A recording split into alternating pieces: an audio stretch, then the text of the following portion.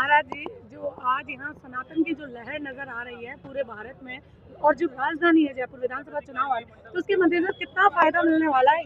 देखिए, फायदे नुकसान की बात नहीं है। वर्तमान की परिस्थितियां ये कह रही है कि हमारे माननीय यशस्वी प्रधानमंत्री श्री मोदी जी की आवाज, उनके नाम की आवाज, उनके कर्म की आवाज, जो उन्होंने काम किया है देश के लिए, वो एक बहुत बड़ा काम है। इसलिए सनातन धर्म को आगे आना चाहिए और संतों के माध्यम से ही यदि कोई संदेश जाएगा तो धर्म की रक्षा होगी। इसलिए संतों का आना और कार्य क्षेत्रों को आगे बढ़ाना ये बहुत महत्वदायक है। और अभी वर्तमान में आपने देखा होगा, पिछले एक सप्ताह से जो लहर बदली है, मोदी जी के नाम की जो लहर आ रही है, यही भारतीय जनता पार्टी को सत्ता में लाएगी। महाराज जी, जैसे कि आज बाल मुकुंद को टिकट मिला और भारतीय जनता पार्टी जिस प्रकार संतों में विश्वास दिखा रही है, तो क्या लगता है कि संतों को राजनीति में आना चाहिए? देखिए, संतों के बिना राजनीति संभव नहीं है और ये सदियों से इस भारत राष्ट्र में राजा कोई भी कार्य करता था तो संतों की सलाह लेकर के उनके परामर्श से ही करता था। इसलिए हम लोग ये अगर बात कहें कि संतों को राजनीति में नहीं आना चाहिए तो ये उचित नहीं है, क्योंकि संत जहां जहां भी बैठेगा, जहां भी होगा, वहां पर अपने आप ही जो उसका ऑरा के कारण, उसके ओज के कारण आसपास चारों तरफ जो है सकारात्मक ऊर्जा संचारित होगी और इससे निश्चित रूप से राष्ट्र सबल बनेगा, देश सबल बनेगा। क्योंकि ये सनातन के लिए, हिंदुत्व के लिए जो है काम करते हैं संत लोग। इसलिए संतों को जब भी राजनीति में अवसर मिलेगा, वो योगी आदित्यनाथ की तरह, बाबा बालकनाथ की तरह और भी बहुत सारे इस देश में संत हैं जो इस समय राजनीति में और वो शिखर पर हैं और इस राष्ट्र के लिए मजबूती के लिए काम कर रहे हैं। चार दीवारी में जिस तरह से पलायन हो रहा है, तो क्या कारण नजर आ रहे हैं आपको? पलायन का तो सीधा सीधा कारण है कि भाई यहाँ पर जो म्लेच्छ जहाँ एकजुट हो जाते हैं, ज्यादा संख्या में हो जाते हैं, तो अपने आप ही वो इतना दुखी करते हैं। अपने आप इस म्लेच्छ का मतलब सारी दुनिया जानती है।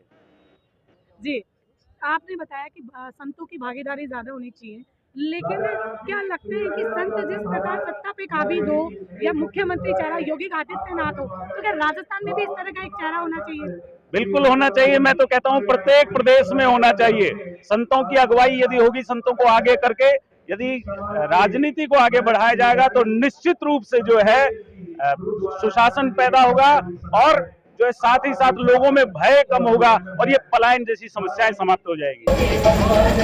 इस बार संपूर्ण राजस्थान में कमल का पुष्प खिलेगा और हमारी सनातन का धर्म ध्वजा जो है वो भगवान पे ध्वजा स्थापित होगी और हम लोग सामूहिक रूप से जिस पर समृद्धि की स्वरूप माँ लक्ष्मी बैठती है, वह कमल खिलाकर पूरे राजस्थान का विकास करेंगे। सबका साथ लेकर, सबका विश्वास जीतकर सबका विकास करेंगे। महाराज तिवारी जी का कहना है कि बाहरी लोगों को लाके सिटी में बैठा दिया बीजेपी ने, क्या उन्हें स्थानीय लोग नहीं मिले थे? ऐसा बीजेपी देखिए, तिवारी जी की जानकारी कम है, इसलिए वो कुछ भी कह सकते हैं। मेरा स्वयं का जो जन्म स्थान है, वो स्वयं का जन्म स्थान मेरा परकोटा है। परकोटे में चांदी के टकसाल मेरा जन्म स्थान है।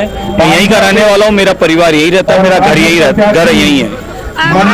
आज बहुत लोगों ने समर्थन वापस भी लिया होगा, नामांकन जिन्होंने फिल किया लास्ट डेट में, तो किन किन लोगों ने इधर से आपके सपोर्ट में आए हैं? अभी मेरे 4 प्रत्याशी और थे अवामिल विधानसभा के और चारों प्रत्याशियों ने मेरे समर्थन में नामांकन वापस लिया है और अभी कुछ देर में वो मंच पर आकर और मेरे समर्थन में, भाजपा के समर्थन में वो यहाँ पर अभी अपना उद्बोधन भी देंगे। महाराज जी, जनता का ऐसा कहना है कि जब से बाबा को मैदान में उतारा है, बीजेपी ने गढ़ जीत लिया और बीजेपी पे सनातनी का आरोप लगा रहे हैं कि पूरी तरह से सनातन पे काम कर रही है, हिंदुत्व के मुद्दे पे, क्योंकि उन्होंने मुस्लिम को एक भी अभी तक टिकट नहीं दिया। तो कौन से देश में ऐसा हो रहा है कि जहाँ हिंदुत्व और सनातन पे काम हो रहा है? एकमात्र भारत देश है सनातनियों का, एक हिंदुस्तान है हिंदुओं का। उस देश में भी अगर सनातन की बात नहीं होगी तो क्या अन्य कंट्री में जाके बात होगी?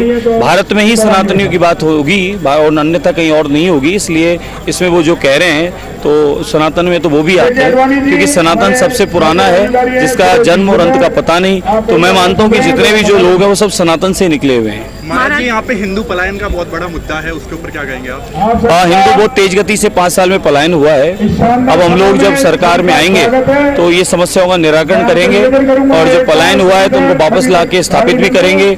और यहाँ पर जिस प्रकार का भ्रष्टाचार पिछले 5 साल में सरकार के द्वारा हुआ है उस भ्रष्टाचार की वजह से यहाँ व्यापार भी समाप्त हो गया, यहाँ टूरिज्म समाप्त हो गया और यहाँ पर बहुत बुरा हाल जाम का है। सारी यहाँ की पुरानी इमारतें जर्जर हो गई है, उन सबका विकास और जीर्णोद्धार भी हम करेंगे। क्या अनुमान लगा रहे बीजेपी की कितनी सीट्स आएगी?